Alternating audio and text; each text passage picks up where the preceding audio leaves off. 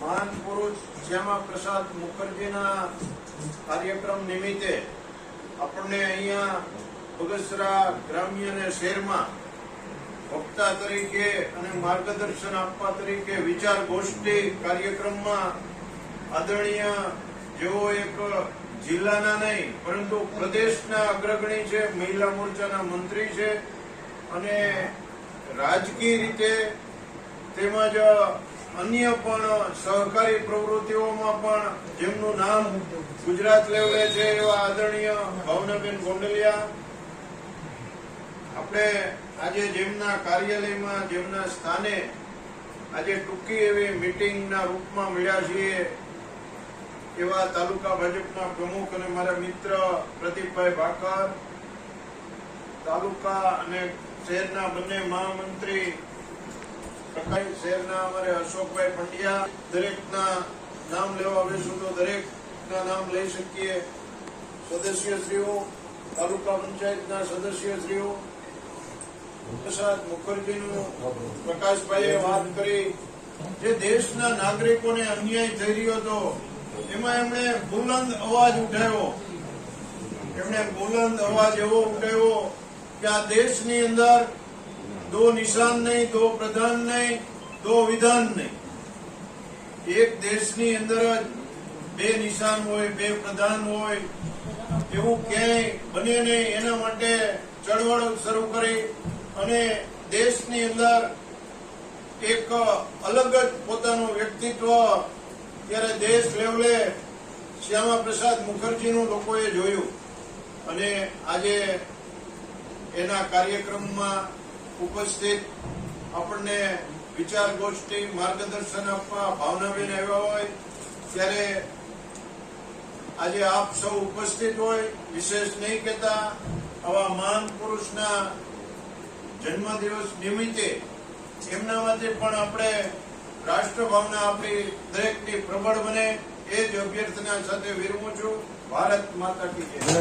રહી ગયું છે કે એનો કોઈ ખુલાસો થયો નહીં. તે વખતે ખૂબ મોટી ચળવળો થઈ, ખૂબ મોટી લડતો લડવામાં આવી પણ ક્યાંય એમના માટે કોઈ સીટ નીમવામાં ન આવી, કોઈ તપાસ નીમવામાં ન આવી અને શ્યામા પ્રસાદ મુખર્જી આ દેશ માટે તેને દેશની અખંડિતતા માટે થઈ અને એનું બલિદાન આપ્યું. આવી કેટલી વાતો આપણે કથાઓ કરીએ એટલી વાતો આપણે આપણા મહાપુરુષોએ અને ભારતીય જનતા પાર્ટીની અંદર શિસ્ત અને બધાની અંદર જે શિસ્તની જે ભાવના છે એ એમાંથી આવી છે કે આપણા જે નેતાઓ છે, આપણા જે આગેવાનો છે એમણે આ બીજ રોપ્યું હતું અને આપણે બધા જ આજે એમ કહીએ કે ખુશનસીબ છીએ કે એમના જે સપનાઓ હતા એ સાકાર આપણે ભારતીય જનતા પાર્ટીની આપણી સરકારમાં થઈ રહ્યા છે. ત્યારે ખરા અર્થમાં આ વર્ષે આપણે શ્યામા પ્રસાદ મુખર્જીને પુષ્પાંજલિ જે અર્પણ કરી છે, શ્રદ્ધાંજલિ અર્પણ કરી છે, એમનો આત્મા પણ આજે ખૂબ રાજી થતો હશે.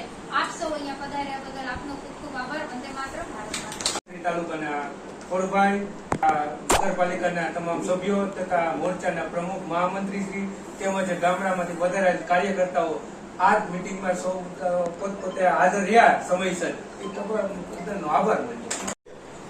ભારતીય તરફથી આપણને જે વિશાળ ગોષ્ઠી કાર્યક્રમનો કહેવામાં આવ્યું છે, કાર્યક્રમમાં આપણા વક્તા તરીકે આપણે પ્રદેશ મહિલા મોરચાના અગ્રણી ભાવનાબેન આપણી વચ્ચે ઉપસ્થિત છે. આપણે બેનનું સ્વાગત કરીએ છીએ.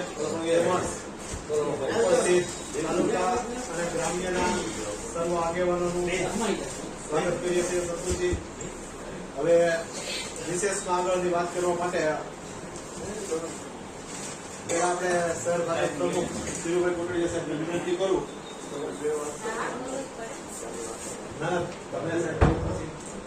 એટલે આજના આપણા કાર્યક્રમમાં કે જયારે આપણો દેશને આઝાદી મળી, આખા દેશમાં એક એવું વાતાવરણ કે જે તે સમયે કોંગ્રેસની સ્થાપના થઈને આઝાદી મળી, ગાંધીજીના વિચારો સ્પષ્ટ હતા કે ભાઈ આઝાદી મળી છે તો હવે આ પાર્ટીને વીખી નાખો, જેનામાં આવે તે વેડ હોય એ આગળ વધે.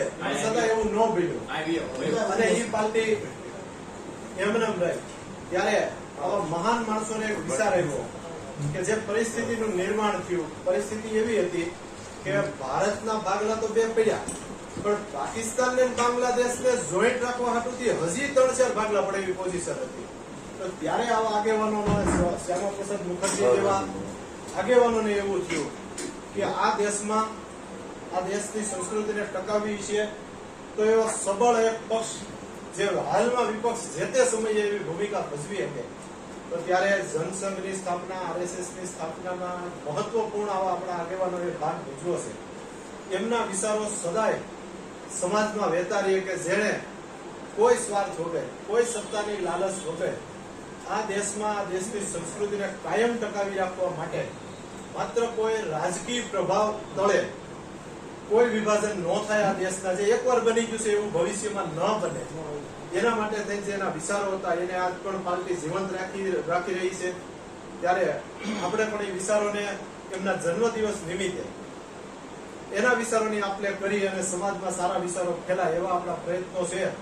માતા કે શું કહેશો આજ કઈ રીતનો કાર્યક્રમ હતો?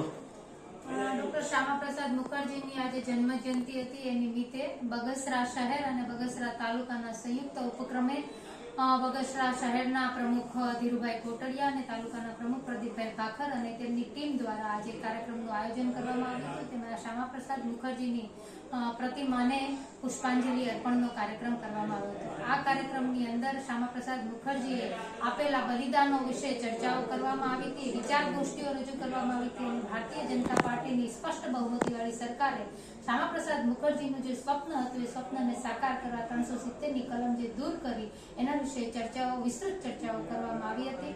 અને આ કાર્યક્રમની અંદર બહોળી સંખ્યામાં તમામ મહામંત્રીઓ, તમામ હોદ્દેદારો, નગરપાલિકાના સદસ્યશ્રીઓ, તાલુકા પંચાયતના હોદ્દેદારો તેમજ બહોળી સંખ્યામાં ભારતીય જનતા પાર્ટીના આગેવાનો, કાર્યકર્તાઓ ઉપસ્થિત રહ્યા હતા.